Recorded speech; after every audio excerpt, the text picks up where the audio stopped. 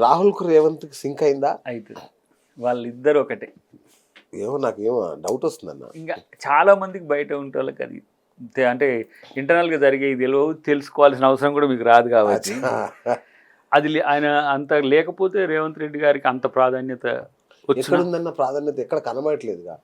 నువ్వు చూస్తావు కదా. ఇంకా ఇప్పుడు కనీసం 1 year నుంచి కలవలేదు, వాళ్ళిద్దరు కలుసుకోలేదు, పోయినా అపాయింట్మెంట్ ఇస్తారు. మేబీ 27, 28 ఇక్కడికే ఉంది ప్రోగ్రామ్. మరి ఎప్పుడు డేట్ ఇంకా ఇక్కడ అటు అక్కడ కూడా రాహుల్ గాంధీ టైం షెడ్యూల్ అనేది,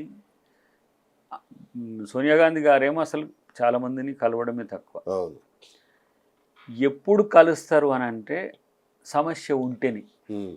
సమస్య ఉంది అన్న, మంత్రివర్గ విస్తరణ కాలేదు ఇప్పటిదాకా. అది ముఖ్యమంత్రి గారు ఇంటెంట్ పెడితే ఇమ్మీడియట్గా వాళ్ళు ఇనిషియేట్ అవుతారు. లిస్ట్ పట్టుకుని ఆయన 6 నెలలు ఎప్పటి అదేం లేదు. అది మన వాళ్ళ ఊహాగానాల వార్తలు. మంత్రులు కూడా మన వాళ్ళే చేసి చాలా మందిని 6గురిని వీళ్ళే డిసైడ్ చేసి అసలు దాంట్లో ఎవరైతారో కూడా తెలియని పరిస్థితి. కానీ ఏ చేస్తే పోలా అని నాది మంత్రికి, నాది మంత్రి అని ఒక 20-30 ఛానల్స్ అయితే ఉన్నాయి కదా మనకు మేజర్గా. జర నా పేరు కూడా మంత్రులు బొమ్మ నగబడుతుంది కదా, అయితే కాపగా. కానీ ఇంతవరకు దాని మీద ఇంకెలాంటి నిర్ణయాలు కాలేదు. ఎప్పుడైతే అది విస్తరణ గురించి ముఖ్యమంత్రి గారు అధిష్టానానికి చెప్తారో అప్పుడు దాని మీద ఆలోచన చర్చ వస్తుంది. ఓకే. అంటే రాజగోపాల్ రెడ్డి వాళ్ళు ఏమైనా భయపడుతున్నారు? రాజగోపాల్ రెడ్డికి ఏమైనా భయపడుతున్నాడా సీఎం? ఇప్పుడు ఎవరికేముండదు, ఆయనదైన పద్ధతిలో ఆయన ముందుకు పోతుంటాడు, అధిష్టానం పర్సువేషన్ తీసుకుంటాడు. వాళ్ళు ఎట్లా చెప్తే కూడా అట్లా అయిన పరిస్థితి కూడా కొన్ని సందర్భాలు వస్తాయి. కొన్ని సందర్భాలు డిస్క్రిషన్ అనేది సీఎందే. లేదు ప్రత్యామ్నాయం వీళ్ళని చూసుకుంటే బెటర్ ఏమో అన్నప్పుడు దాన్ని బట్టి ఆలోచిస్తారు, కన్స్టెంట్స్, ప్రోస్ అండ్ కాన్స్ బట్టి. పెద్ద అందరు ఇప్పుడు ఒక మూమెంట్లో పోతున్నారు. ఇంకా అది ఇప్పట్లో ఏం డిస్టర్బ్ కాదని నాకున్న అంచనా. రేవంత్ని మార్చే అంటే చాలా మంది బయట మహా అంటే ఇంకొక 3 నెలలు ఇట్లా కాదు. పగోని పంచాంగం చెప్పమంటే మధ్యాహ్నమే సత్యని చెప్తారు. కాబట్టి వాళ్ళవి మనం పట్టించుకోవద్దు. మాకేం జరుగుతున్నాయో తెలుసు కదా. అన్నిటికంటే ముఖ్యంగా నీకు ఒకటి చెప్తా. ఈ ఏమంటాం, ప్రేరేపిత వార్తల పట్ల సీఎం గారు పెద్దగా పట్టించుకోరు. వాస్తవాలు ఉన్నాయనుకో, అమ్మ ఇళ్ళకిట తెలిసింది అనుకుంటాడు. కానీ ఉత్త పుణ్యానికి వస్తే నవ్వుకుంటాడు అంతే. ఇది చెప్పండి అన్న, రియల్ ఎస్టేట్ ఆయన రియల్ ఎస్టేట్ కింగ్, పితామహుడు రియల్ ఎస్టేట్లో తోపు. ఆయన రియల్ ఎస్టేట్ చంపేయడం ఏంటన్నా? చంపడం ఏం కాదు, జీరో బిజినెస్. నేను ఒకటి చెప్పనా, ఈ ఆర్టిఫిషియల్ హైప్ వద్దు. ఓకే. నిజాయితీగా వ్యాపారం జరిగే వాళ్ళకి ఏ నష్టం జరగకుండా చేసే కార్యాచరణ నెక్స్ట్ వస్తుంది. ఓకే. మనకు ఆంధ్రప్రదేశ్లో చంద్రబాబు గారు రావడం వల్ల చాలామంది అమరావతి గురించి ఆలోచించి కొంత షిఫ్ట్ వచ్చేసారు. వాటి పోయారు, మళ్ళీ వస్తారు. ఇప్పుడు మనకు RRR, ORR మధ్యన అవస్థాపన సౌకర్యాలకు సంబంధించిన వివరాలు మీకు తెలుసు. మెట్రో విస్తరణతో పాటు ఈ రియల్ ఎస్టేట్లో 1 ఎకరం 100 దాకా పోయింది. ఇది వాపా బలుపా. రైట్. ఒక సామాన్యుడు ఇల్లు కొనుక్కోవాలంటే 10 కోట్లకి ఇల్లేంది, 5 కోట్లకి ఇల్లేంది. అరే 2000 చదరపు అడుగు గజాల దానికి 1.5 కోటి అంట. ఇంటి కిరాయిల పరిస్థితి ఏంది? ఒక సామాన్య మన మీడియాలో పనిచేసే యువకులు ఇప్పుడు వీళ్ళు వచ్చి అన్న ఉండాలంటే వాళ్ళ జీతం ఎంత, వాళ్ళు ఉండాలంటే పోయి ఊరవతల గుడిసెలు వేసుకొని బతకాల్సిన పరిస్థితి. ఇది హైప్. ఇది దాని రియలిస్టిక్ వస్తుంది. ఇప్పుడు ఒక బస్తీలో ఉన్న సామాన్యుడు ఈ హైదరాబాద్లో ఇల్లు కొనగలుగుతాడా?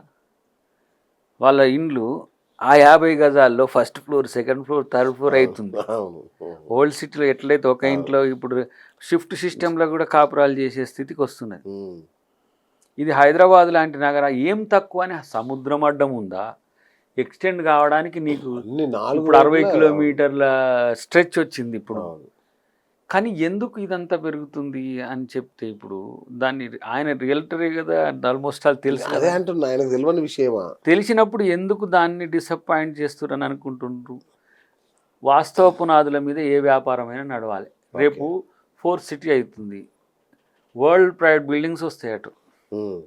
అక్కడ పోయి మంచిగా మీరు కూడా ఇండ్లు కట్టండి, అక్కడ రెసిడెన్షియల్ దొరుకుతుంది. కానీ ఉత్త పుణ్యానికి సినీ పోలీస్ మాదిరిగాను అక్కడనో 1 ఎకరం 100 కోట్లు 150 కోట్లు తెచ్చి ఎవరిని చంపడానికి ఇదంతా. మళ్ళీ దాన్ని ఇప్పుడు నువ్వు వాళ్ళు పెట్టి కొంటారు, కానీ దాన్ని కొనేటోడు కూడా ఉండాలి. ఆక్యుపెన్సీ ఎంత ఖాళీలు ఉన్నాయి ఇప్పుడు? ఎందుకు కరోనా తర్వాత ఆక్యుపెన్సీ రేట్ పెరుగుతలేదు అపార్ట్మెంట్స్లో? మళ్ళీ ఇప్పుడు రెంట్స్ తగ్గట్లేవు. సో దీన్ని ఈక్విలిబ్రియం చేస్తారు. రెండవది, మూసీ పరివాహక ప్రాంతం అంతా కూడా కమర్షియల్ జోన్ అవుతుంది రేపు. ఏదైతే మనం సాకారం అవుతుందా? జనంలో ఇంత డెఫినెట్గా అవుతుంది. ఇప్పుడు అది వస్తే ఇంకా మరింత మీరు 3 లక్షల కోట్ల పెట్టుబడులు వస్తాయి. అవునా? ఇప్పుడు మనం కడుపులో క్యాన్సర్ గడ్డ పెట్టుకొని బయటికి ఎంత నటించినా క్షీణిస్తుంటుంది ఆరోగ్యం. ఇప్పుడు మూసి మనకు వరప్రదాయిని కావాలి తప్పితే మూసి మురికితోని వచ్చినోడు చూసి ఇదేం నగరం రా అని పోవద్దు. తర్వాత అక్కడ బిజినెస్కు స్కోప్ ఉన్నది. ఒరిజినల్ సిటీగా ఉన్న ఓల్డ్ సిటీ డెవలప్ అవుతుంది, నగర వేగం పెరుగుతుంది, రోగాలు తగ్గే కార్యక్రమం ఉన్నది. అక్కడనే ఆకాశామ్యాలను కూడా మనం చేసుకోవచ్చు, అక్కడ వ్యాపారాలు చేసే అవకాశం ఉంది. సిటీని అందంగా తయారు చేసుకోవడంతో పాటు ఇంటర్నేషనల్ స్టాండర్డ్స్తో ఉండాలి కదా. ఇటు వచ్చినప్పుడు లైట్లనే చూసి ఇదిరో హైదరాబాదు అని అంటావు, అటు అమ్మో హైదరాబాద్ అనొద్దు కదా. అది జరుగుతుంది ఇప్పుడు. దాంది అసలు ఆ గతంలో ప్రభుత్వం కూడా చేసింది, కానీ వాళ్ళు ఎగ్జిక్యూషన్లో ఫెయిల్యూర్ అయింది. కొంత వ్యతిరేకత వస్తుంది, 11,000 ఇండ్లకు సంబంధించిన అంశం కదా. హైడ్రాను దాన్ని డెమోక్రటైజ్ చేయడానికి ఇప్పుడు పిటిషన్ బేస్డ్ కానీ ప్రభుత్వ ఆస్తులను ఇష్టం వచ్చినట్టుగా హైడ్రా లేదని కొట్లాడితే కాదు, హైడ్రా వస్తుంది నీకు. మీ ప్రైవేట్ ఆస్తులకు సంబంధించిన అంశం, నీ ఇల్లు ఉంది, according to rule of law నీ ఇల్లు నీదే అయినప్పుడు కూలిస్తే నా మీద కోర్టుకే కాదు, నా మీద ప్రజా కోర్టులో కూడా నువ్వు ఛాలెంజ్ చేయొచ్చు. కాబట్టి అన్యాయంగా రేవంత్ రెడ్డి గారు పోవడానికి అవకాశం లేదు, ఎందుకంటే మున్సిపల్ మంత్రి కూడా వారే కాబట్టి. మరి తిరుపతి రెడ్డి గారిది ఎందుకు అన్నా ఆపేశాడు? అది బాగా చెడ్డ పేరు వచ్చింది. ఇప్పుడు తిరుపతి రెడ్డి గారిది అన్నదెవరు? కేటీఆర్, హరీష్ రావు లాంటి వాళ్ళు. అట్లా 100 మందిలో కూడా రైట్ఫుల్ ఎవరైతే కోర్టుకు పోయి ఉన్నారో డిగ్రీలతో ఉన్నాయి, ఆగినాయి. వాళ్ళు రాజకీయం కొరకు తిరుపతి అన్నది మాట్లాడుతుండొచ్చు కాక చాలా మంది ఆగినాయి. ఇప్పుడు నిన్న ఒక పెద్ద ఆయన నువ్వు ఓల్డ్ సిటీ నుంచి మొదలు పెట్టానన్నాడు మా నాగేంద్ర అన్న. ఎస్, వాళ్ళకు ఉన్న అప్రయన్సెస్ను మనం దాన్ని కన్సిడర్ చేయాలి. బట్ హైడ్రా గురించి హైడ్రానే పట్టించుకుంటుంది. They can take care of them self. ఎందుకంటే వారికి మంచి నేమే ఉంది కదా, రంగనాథ్ గారికి ఉంది కదా, కాబట్టి దాంట్లో ఇంటర్వ్యూని కావాల్సిన అవసరం లేదు. తర్వాత అత్యుత్సాహాలు చూపించాల్సిన అవసరం లేదు. కానీ నగర నాలాస్ని కానీ ట్యాంకులను కానీ కాపాడాల్సిన బాధ్యత మనందరిది. కాబట్టి నేను బెటర్ హైదరాబాద్, సేవ్ హైదరాబాద్ పేరు మీద చాలా ఇక్కడ ఏవైతే సొసైటీస్ ఉన్నాయో వారికి సహకరించండి.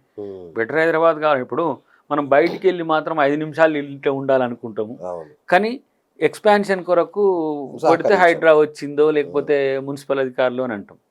మూసి మురుగులో తీసుకుపోయి కోరింటి హాస్పిటల్, గాంధీ హాస్పిటల్, ఇంకో హాస్పిటల్ అన్నీ మురికితే ఏమయ్యా ప్రభుత్వం ఇన్ని రోగాలు వస్తుంటే డెంగ్యూ లాంటి మీ ఆలోచన మంచిది కాదనట్లేదన్న, ఆచరించిన పద్ధతి వల్ల మీకు చెడ్డ. మనం మూసీలు ఏం కూల్చలే, హైడ్రా వేరు.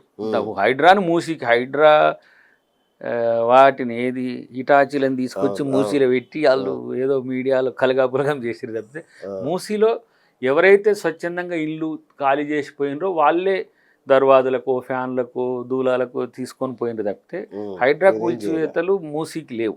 హైడ్రా వేరే.